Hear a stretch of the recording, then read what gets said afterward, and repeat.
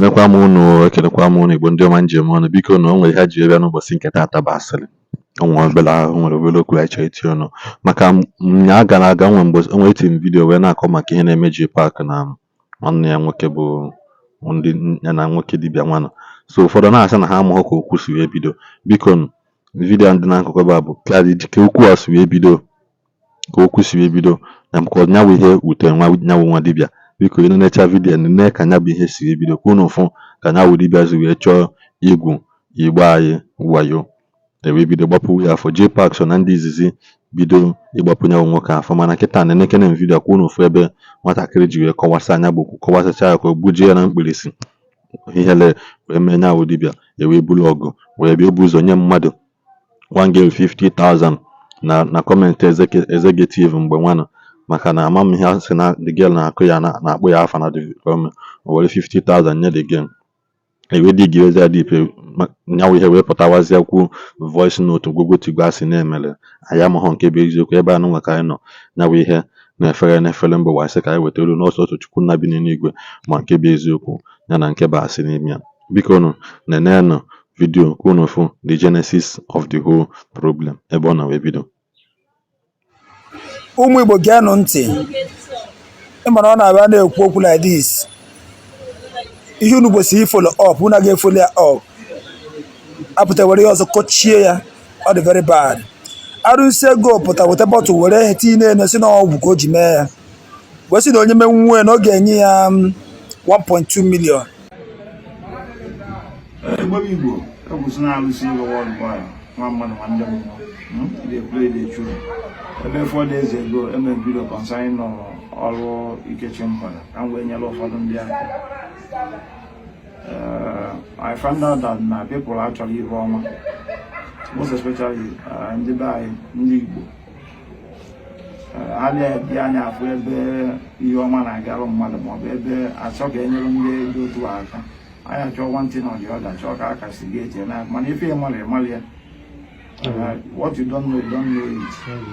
Anyị kụzielu gị wee malị ya. Ihe ndị mere ya n'ụbọchị tata tinye ekpe tata maka ndị na-asụ na ọbụla ọgwụ, ụfọdụ sọ na magic, na magnet, it's a magnet, it's a physics, this and that. I saw so many comments on some of the bloggers page, which two of my boys now ụmụ ọrụ m wetara m na-egosi m ya na amụ na-atọ m. Ọ bụ na anya na watch this thing very well. Ebe a bụ ọgwụ, ebe a bụ ọgwụ, ebe a bụ ọgwụ. Ị na-anya ebe dị n'edoro dị. O nwere nke egosi m ọkụ a asụrụ nke post na peji mama onye obodo mee ya anya amụ na-atọ m. Because ị na-anya fụ na ife a bendere bend and nobody controls it. Nyenwa ji aka ya na-atọ ọnụgharị. Ịghọta ọ ife mmụọ kwụ n'ọnụ gwu ya ka ọ ga-eme. Ịghọta. So some of magnet get here no radio this thing. The one never I was just laughing. Obuna and you put this thing up as a challenge. Obun you will iron be about neteva. Obun iron, no magnet on your name. I'll give anybody maybe 1 million. No will iron beer or meteva, meteva, no magnet of the 80 and no I control it. And you 1 million. The second one I broke. Ọ bụ na ịlụọ ihe otu a nsi eri ya iwere ya bịa o nwere ife na-esi efu na onwe magnet dị na ya itinye onye elote command ga-ebi okwu onye elote okwu osi elote mmenye onye a 200,000 onye izi ọ na-alụrụ ebe a otu a nsi wee ya rụsịa ya ọ na control watch ebe dị n'edo dị. Enwekwa different types n'otu nchọ isi wee kọzi unu. One boy aba mee ya si na ọ bụrụ ọgwụ. Let the video here. You know, we Nigerians we like too much occasion. You understand? So last week I did an experiment using this object where I was showing that this is not magic, that this is just normal craft. But it seemed that many people did not believe what I said. Some even called me. Some were saying that this is magic. Some were even calling me a native doctor. Omo Nigeria. Iya akete for na abro magic. Onwere ni atom of juju until ni anuma. Abro kwanu native doctor. I'm just a guy man hustling my way. You want to go? So I just want to bury all the arguments. I want to put an end to all the arguments online. You want to go? ife dị n'uwe erika. And ndị be anyị na-ebelieve science and wonder too much. Ọ ya mere na nwa dibịa ga-abịa ome ofu abalị kata ome ofu ihe a na-achụ ya kpalakpala ndị mmadụ na-eje bịa wụchakwa ntị ga awụcha maka na ọ bụrụ ihe niile from online bụ ore. I've said this before. Ịgbadozi anya erie gị yahoo karịzị onwezi ọbọdụ sọ ndị dibịa, because most of you na-ga-eche na ihe a dị limited to ndị native doctors. No, it is not limited to native doctors. Both ma ndị ụka ma ndị ụka ịma Christians, they are as well involved in this kind of dubious act.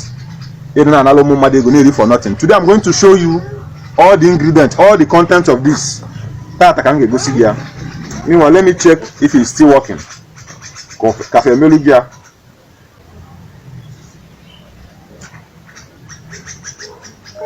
All right, I just want to confirm if the craft is still working. At least if you go now, come on, Bakago.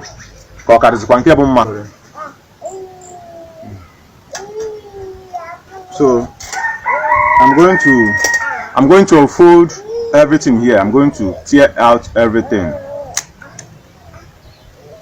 This is the needle. Okay.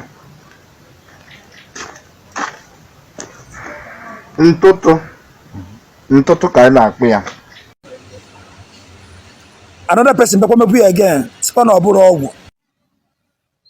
Gawa,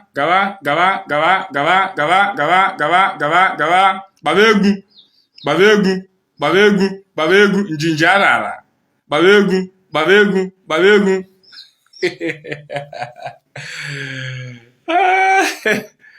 Ogo kali ogo bla. I need to Jesse Abba Misha, or we have moved mountain up, no, but I never kitem. I shall get a league, Mugo's love and I can be a league, one money, one more. I shall be a league, and league of this year. Yika. Over no, I command you and I'm big.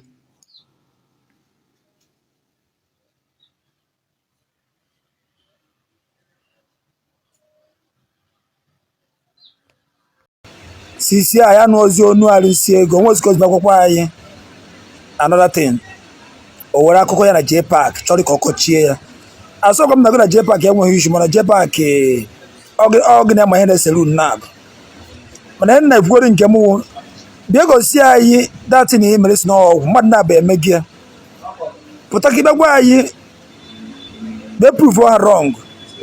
Who did now call Jpac coachia? All the Jpac walk away, take him to court. They may arrest. I think against money woman wayo. And I'm here saloon, I talk on meeting on because I'm born a saloon. I from message. Obama can send the message. He had to go after whom. Biako did I about to lie is no war. He is no Biako did I am important. I am Choleman. We're in the map with them. I'm also in Gafonasa. Oh, your quiz of actually about threat to my life. When I send the banner people numbers, Caponia, Jua Cabino, Cababuonia. Biago say in here, they proven that wrong, and that's no problem. Come and prove them wrong. Come and prove them wrong. I got you go.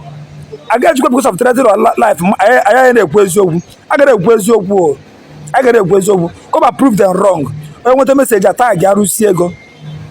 Thank you, God bless you. Ekene kwa m nwoke, kene nwaanyị, kene ihe na-ejelu unu ozi. Igbo mụrụ nze m ọzọ ka enwe nụ mgbe ọzọ.